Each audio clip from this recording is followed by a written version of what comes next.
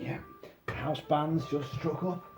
Yeah, we're gonna have some mean entertainment this afternoon in old Kilty's tavern, hey guys? Yeah, we're gonna have a rootin' to... Hey, folks! Didn't know you guys were gonna be here as well. Here's to you all. Cheers! Kilt-Man here, in case you hadn't guessed. Kilt-Man, at your services. This is the great score to Quigly Down Under by Basil Polidorus. Quigly, Matthew Quigly, played by Tom Selleck.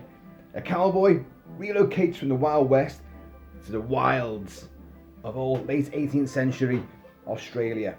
And it basically is just a reworked, relocated western, and it's awesome. And this score is just fabulous. What's it got to do with this video, Kilt-Man? Fuck all. Absolutely fuck all. Just thought I'd play it because I love it. No, this video, as these chaps can testify, is about a little bit of shining memorabilia. This guy here, it's a little Funko Jack Torrance. Oh Kilt-Man, you've sold out to the kiddie collectible stuff, the mini merchandise. Ah, they're cute though, aren't they? They are. Funko, is there any license they don't hold? What properties do they not release figures for now? Do they do all the bobbleheads as well? I think they do. You can tell I'm not really a massive aficionado of the Funko little mini monsters, but certain movie franchises I'm a massive fan of, and I like to have little bits and bobs of them, little merch to sprinkle around the mansion, you know. So, having done a fair bit of shining stuff lately, I thought, I'll have a little look at that little Funko figure. And you can get various incarnations of Jack. You can get Wendy, you can get Danny. Who else can you get? I'm not sure. But you can get a couple of different versions of Jack. You can get, there's a great one. There's me, all of a sudden I'm a big fan. There's a frozen Jack as well. He was kind of blue and his mouth's missing. He's just like, staring, like at the final shot of The Shining. He's just a frozen version. And of course there's a couple of versions with the axe. This guy's got an axe. This is from a range from Funko 5 Star. Not that shitty fucking dance band thing, no. Funko 5 Star. And in this range, at the moment, you can get the Curse of Michael Myers. I'll show you in the back of it. There's a Michael Myers figure, but it's the Curse of Michael Myers. Why would you want that? Jack Torrance, which is this guy. Annabelle, there. And the nun! Watch out for nuns! But I believe since that range came out, there's actually a few more out there. I think there's a Freddy Krueger, there's a Jason Voorhees, there might be somebody else, I don't know. But so yeah, they've expanded it a little bit. But anyway, so this is the 5 Star Funko Jack Torrance. What you get in this box then? Ooh, I mean, nice little, packaged very nicely. He's in there. Something's fallen down because I've already opened this box. Because you and I both know that when these things are sealed in with those little ties and those little elasticated little bindings, and you try and get your scissors in there and you can't get them round, and you're terrified of chipping the paintwork off the figure, so you go, oh god. So I have previously, as in just 5 minutes before this video began, got my trusty ski and do and sliced through it all, and now it's all gone pear-shaped. So you opens your little box, you peels back the flaps, and you takes out all the goodness that's inside, which is now fallen apart completely. Because this guy does come with a couple of extras, which is great, And you get like what's called a blood card behind there, which I think should come out, but oh, it does. The blood card. Now, I've seen some of the other Jack Torrance figures or Shining figures, and they have behind him as the backing piece that gorgeous, exquisite maze-like Navajo Indian pattern, which is the carpets and some of the decor and furnishings of the Overlook Hotel. That would have been infinitely preferable to this blood card. Anyway, let's have a look at this guy. Right. Here's Johnny. Here he is. Arms move, legs don't, head does move. Right, now, he's got a little bash on the bonds there where Wendy's nailed him with the baseball bat. Wendy, light of my life. Put down the bat, Wendy. And his costuming is correct. You don't get the corduroy effect on the jacket, but the colour's right and all that. I don't know if you can pick it up, but the shirt is coming out over the belt, which is right. The plaid pattern on it isn't, well, it's engraved on it, but the colouring isn't specifically correct. Listen to me. I mean, look at him. It's like Jack Torrance, aged 7 or 8. But, you know, he's got his jeans on, his little hiking boots. I noticed that the hiking boots he wears in the film are actually the cheap ones that I can get them literally round the corner. In fact, I've got a pair upstairs which are absolutely knackered now because I've worn them. Well, you wear them for about 2 or 3 weeks and they fall apart anyway. And that's what he wore. And you can get them around the corner for about £12. Yeah. So, anyway, there he is. I mean, it clearly is Jack Torrance, but, you know, it's kind of like the hybrid of Danny and Jack together rolled into one little fun-sized vinyl plastic slice of absolute lunatic mayhem. You get his axe, the fire axe, and that's not bad, folks. That's not bad. The colour, and it's the proper kind of axe as well. That old vintage fireman's axe with the pick on one side. Should be able to get this in your hand, Bucky boy. And you can. There he is. He's armed. No bathroom door is safe. There you go. But not only that, and this is a wonderful touch though, gotta be honest, you have a little tiny replica of the typewriter, which he struggles to type anything other than all work and no play makes Jack a dull boy, which I don't know if it's going to pick it up on this, is typed on that page, which is great. And that's not a bad little addition. I quite like that. That's kind of cool. So we have in there little Jack, little typewriter, little axe. Speaking of axes, I was telling you about my quest to get that vintage fire axe, and I did a video discussing that axe, and I showed you an axe that my friend gave to me after I'd done that video, which isn't quite the same axe, but my god, it's a fearsome bit of kit though. It is. I've used it. Yeah, don't worry, the ambulance will come soon.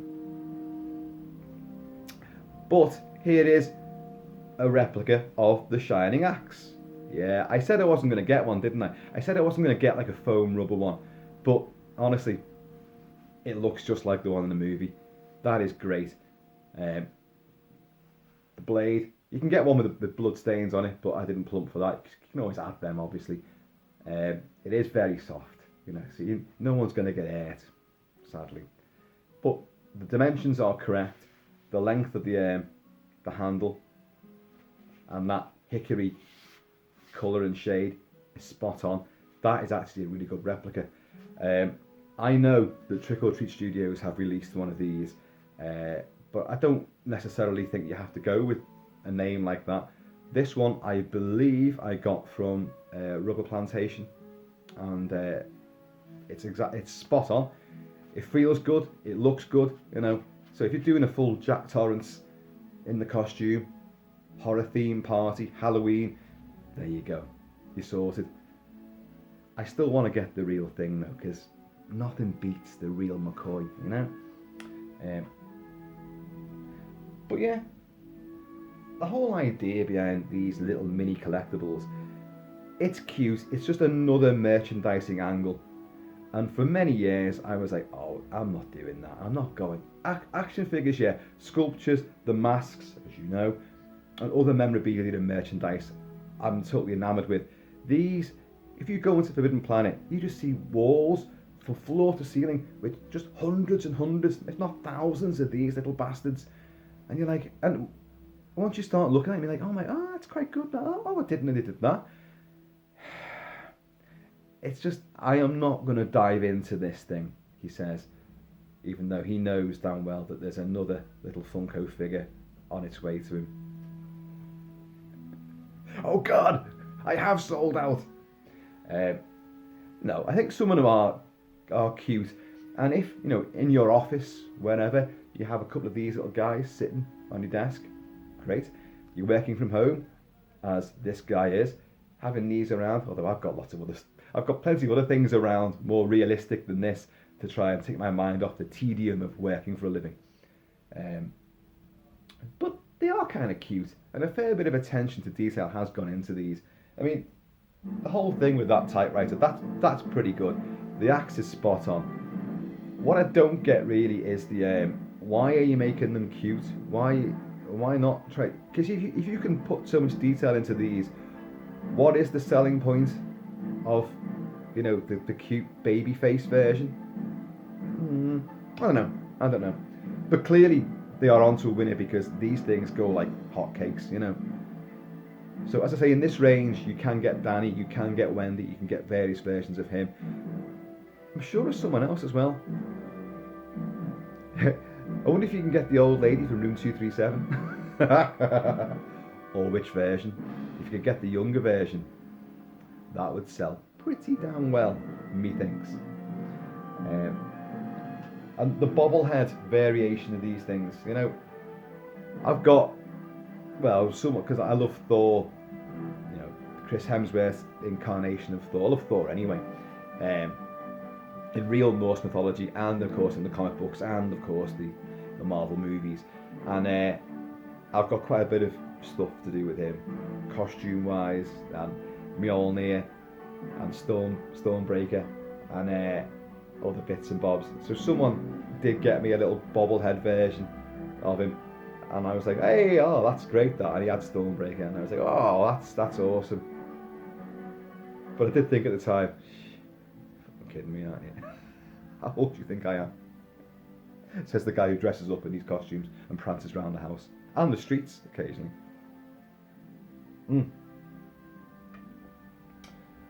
So yeah, there you go. Little Jack, little axe, little typewriter. Kind of cute.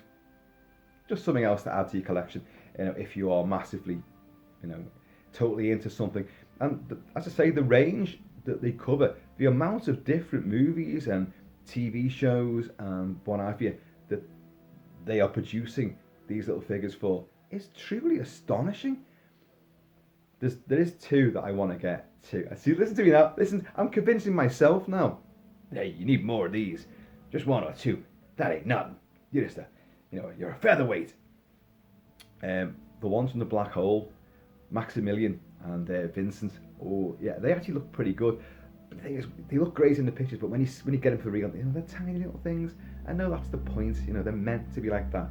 But if that's all you can get, I love the film The Black Hole, and I wouldn't mind getting those. So, at some point, folks, you're probably going to see them atop, Kilty's bar. Oh, speaking of Kilty's bar.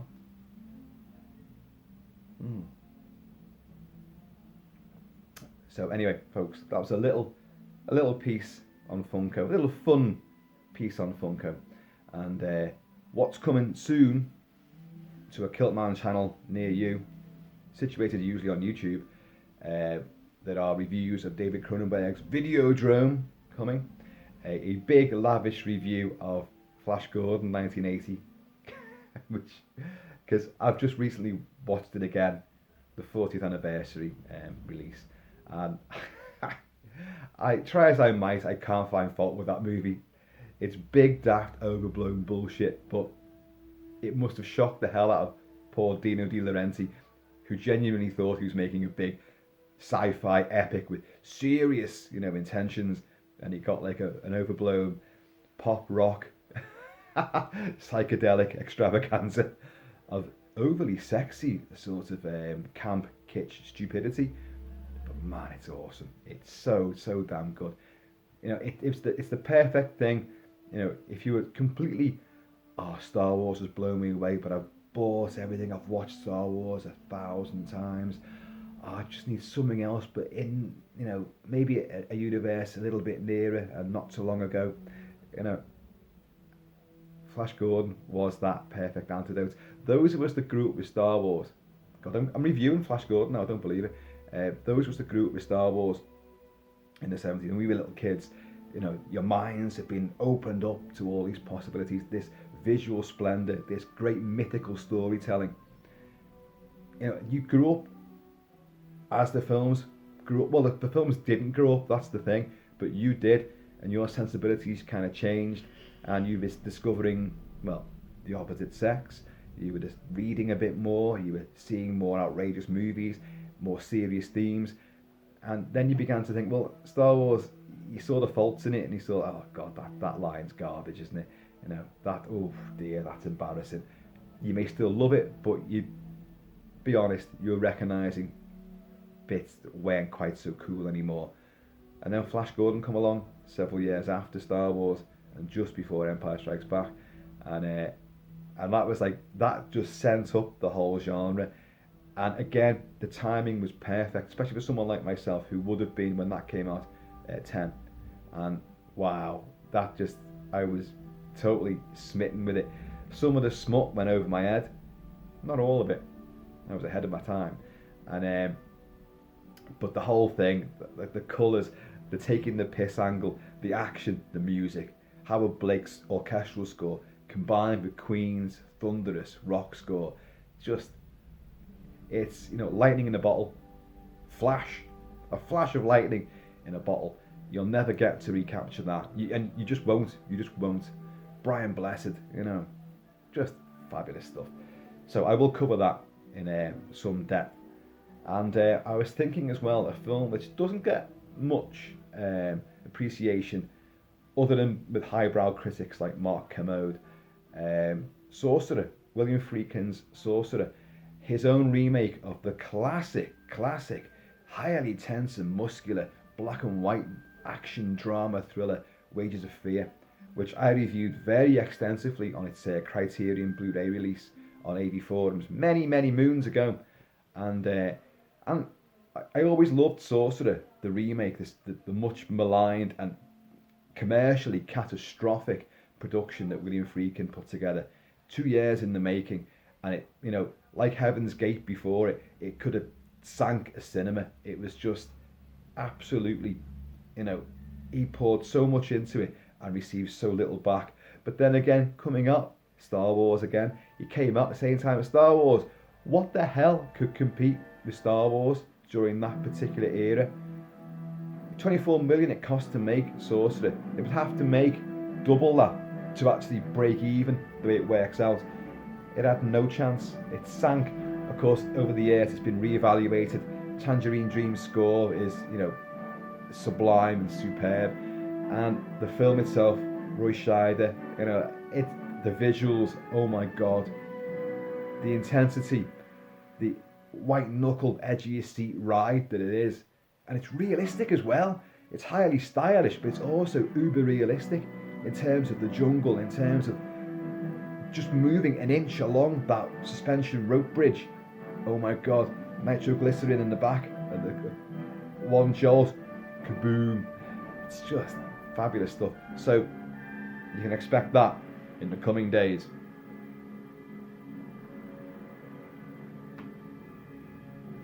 Maybe even Quigley Down Under.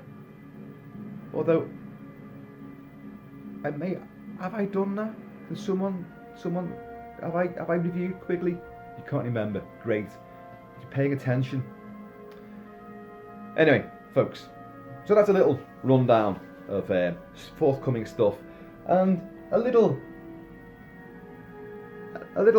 Torrance treat. There he is. Danny!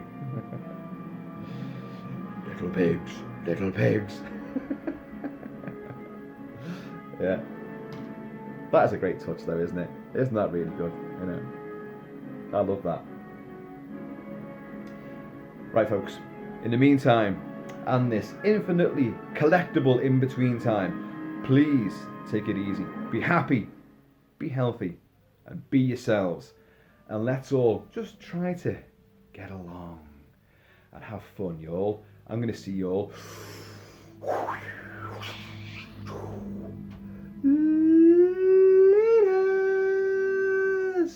Ambulance is on the way, don't worry. Good, you know.